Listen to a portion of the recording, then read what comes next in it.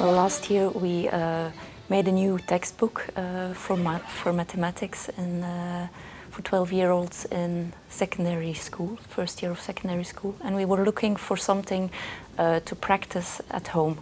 But when we looked at the market of educational and serious games, we noticed that there wasn't really software or games that really lived up to the name game.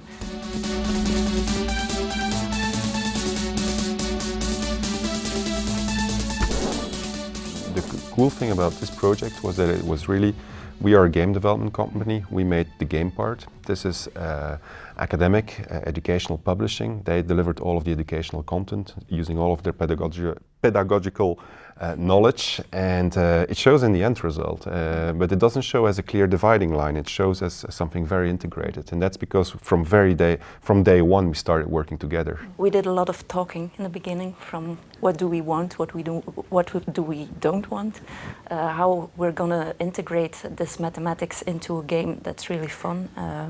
So quite a lot of preparation went into that. Yeah.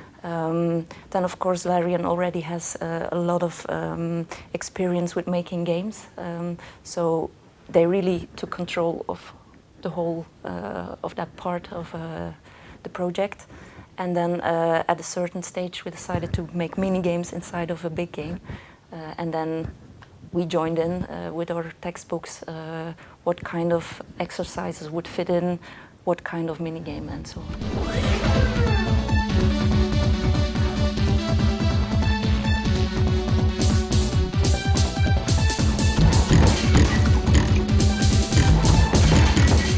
When it came to the educational part, we realized we had to make it so that it would be really easy for their content providers of the educational book publisher to put their content in it. So we invested quite a lot into authoring tools, which would allow them to easily put in exercises, do tests, and if that didn't work, restart, change the exercises, adapt.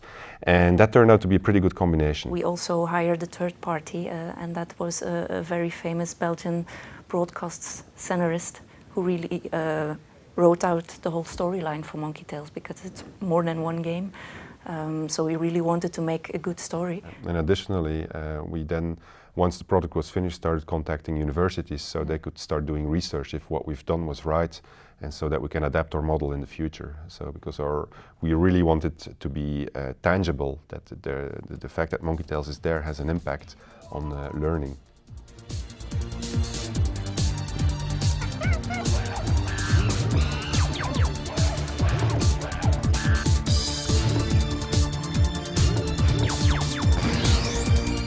Our main goal is for the kids to use them at home. So the things they learned at school, they can practice at home. But it's also doable to use it in the classroom. So the game has a story mode in which you can go through and play and learn all kinds of things, but there's also a part of it where you say, okay, we're week 5 and today we're going to do decimals. So a teacher can say, okay, let's do that. So that's present. So it's usable in both places. The 2 new games are age 10 and up. So they follow the curriculum of the 5th and 6th grade in elementary school. And I need to add to that it's for 10 years and up, but we see a lot of adults playing the game also. And they need it.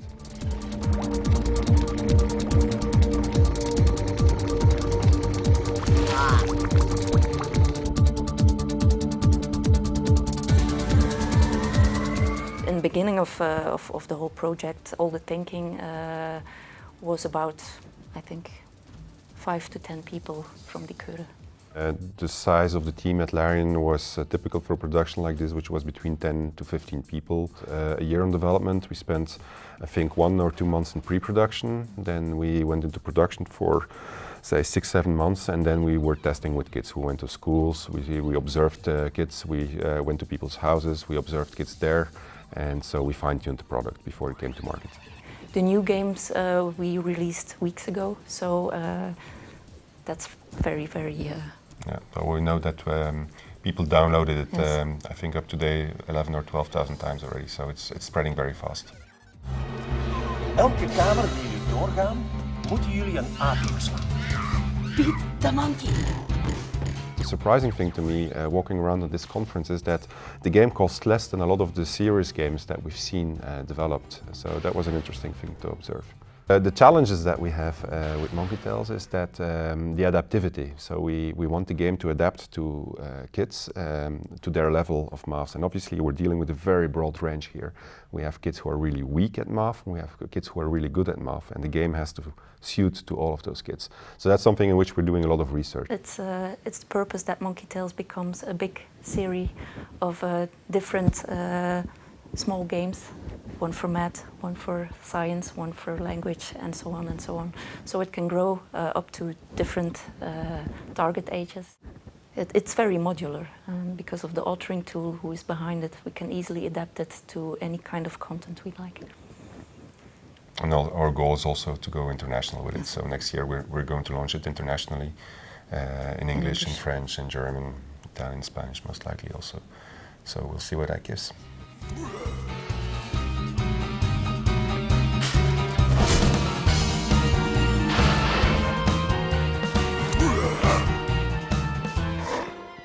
If there's any advice I would give is like keep on trying to innovate and don't copy anything and don't be afraid to try. I mean, it's not because you see a lot of serious games and they fail, and because of that then they're cut down and that's the end of it, and that's not correct. I mean, if you're not allowed to try something out, how the hell can you be creative?